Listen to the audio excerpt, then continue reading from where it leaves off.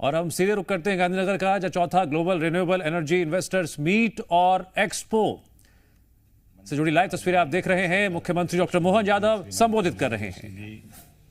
हम सबके वरिष्ठ नेता और अद्भुत व्यक्तित्व के धनी, जो अपनी विलक्षण कार्य क्षमता के बलबूते पर पूरे देश में नहीं पूरे विश्व में एक अलग आदर से देखे जाते थे चंद्रबाबू नायडू जी, आपका बहुत वंदन अभिनंदन। मेरे अभिन्न मित्र और छत्तीसगढ़ के सुयोग्य मुख्यमंत्री श्रीमान विष्णुदेव साय जी, गोवा के सुयोग्य मुख्यमंत्री श्रीमान प्रमोद सावंत जी, तेलंगाना के मंत्री जी माननीय नायक जी, मंत्री भारत सरकार, और इस अवसर पर आप सब आमंत्रित अतिथिगण, निवेशकगण, पत्रकार साथियों, प्यारे मित्रों, मैं माननीय संतोष जी से कह रहा था, प्रहलाद जी से, नवकरणीय ऊर्जा का एक शरीर अगर बनाए तो पूरे देश के अलग अलग हिस्सों से, जैसे मध्य का ऐसे आखिरी में जो स्थान होता है, मध्य प्रदेश का भी वही स्थान है। आपका धन्यवाद।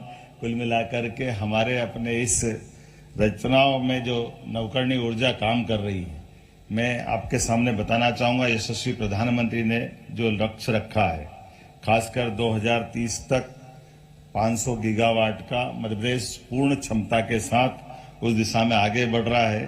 2012 तक मध्य प्रदेश में नवकरणीय ऊर्जा की क्षमता 500 मेगावाट से भी कम थी, लेकिन हमने अलग से विभाग का गठन कर विभिन्न नीतियों से और अलग अलग प्रकार के प्रोत्साहन से 12 साल में 14 गुना 7,000 मेगावाट तक मध्य प्रदेश में नवकरणीय ऊर्जा का आज स्थान बना है।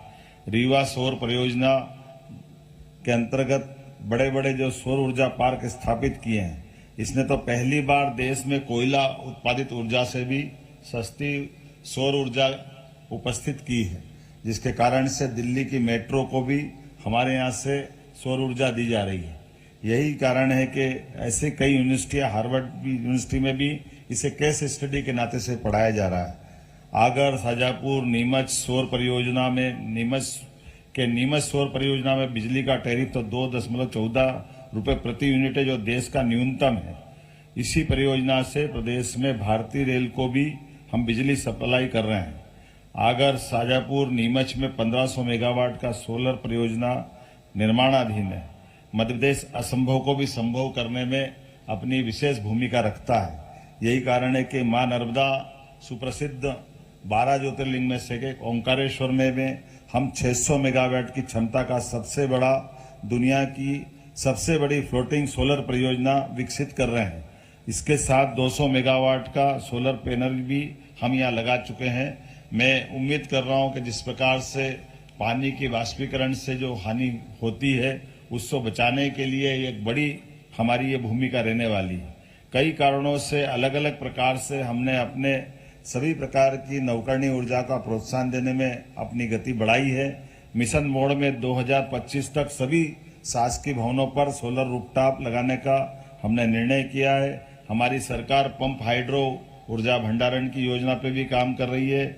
आगर, धार, अशोकनगर, भिंड, शिवपुरी, सागर जिलों में 15,000 हेक्टेयर भूमि चिन्हित की है, जहां 7,500 मेगावाट सौर ऊर्जा संयंत्र की स्थापना की जाएगी।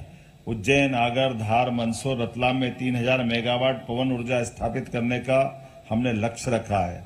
अब रिन्यूएबल एनर्जी को प्रमोट करने में मध्य प्रदेश के नर्मदापुरम में 464.65 करोड़ की लागत से 227.54 एकड़ अत्याधुनिक मैन्युफैक्चरिंग जोन स्थापित कर रहे हैं। मध्य प्रदेश इस जोन में भूमि, विद्युत, जल दरों पर आकर्षक प्रोत्साहन दे रहा है, जिसमें भूमि प्रब्याजी 1 रुपये टोकन पर भूमि का आवंटन हम करेंगे। लीज रेंट भी वार्षिक दर 1 रुपया प्रति वर्ग मीटर देने वाले हैं। विद्युत टैरिफ 4.36 रुपये प्रति यूनिट में 5 वर्षों तक का। इसके अलावा प्रदेश की भी और कई सारी रियायत हम देने वाले हैं। मैं आश्वस्त करता हूं, माननीय प्रधानमंत्री जी के नेतृत्व में 2030 तक 500 गीगावाट नवकरणीय ऊर्जा के लक्ष्य प्राप्त करने में मध्य प्रदेश एक अपनी बड़ी भूमिका अदा करेगा। और मैं समझ सकता हूं कि आज के इस महत्वपूर्ण आयोजन में हम सब ने मिलकर जो अपना नया लक्ष्य लिया, हम अपने अपने लक्ष्य की प्राप्ति करेंगे। एक बार फिर मेरी अपनी ओर से आप सबको बधाई, बहुत बहुत धन्यवाद।